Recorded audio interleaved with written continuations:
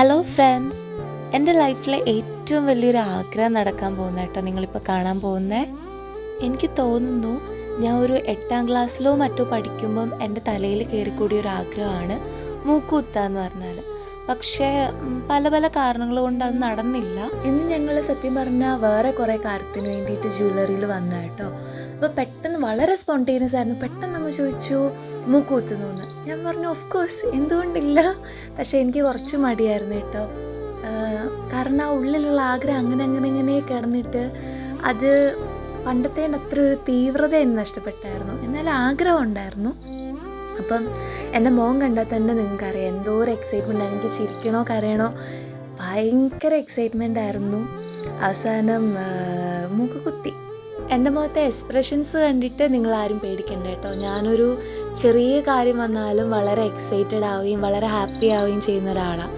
അപ്പം അത് ഓട്ടോമാറ്റിക്കലി എൻ്റെ മുഖത്തും അത് വരും. അതുകൊണ്ട് വളരെ വളരെ ഹാപ്പി ആയിരുന്നു ആ ഒരു മൊമെൻറ്റ്.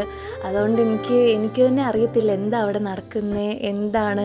മൂക്ക് കുത്താൻ പോവാണ്. ഓക്കെ, വളരെ നാളത്തെ ഒരു ആഗ്രഹം, ആ ഒരു എക്സൈറ്റ്മെൻറ്റ് മാത്രമേ ഉണ്ടായിരുന്നുള്ളൂ. അതുകൊണ്ട് അങ്ങനെയൊക്കെ വരുമ്പോൾ നമ്മൾ എങ്ങനെയാണ് ബിഹേവ് ചെയ്യുക എന്നൊക്കെ നമ്മൾ മറന്നു പോയില്ല. നമ്മൾ ഓട്ടോമാറ്റിക്കലി നമ്മുടെ സെൽഫിലോട്ടാകും. അതാണപ്പോൾ അവിടെ നടന്നത്. പിന്നെ ഷൂട്ട് ചെയ്യല്ലായിരുന്നു കേട്ടോ, ഈ ആണി വെച്ചിട്ട് കുത്തുമായിരുന്നു ചെയ്തത്.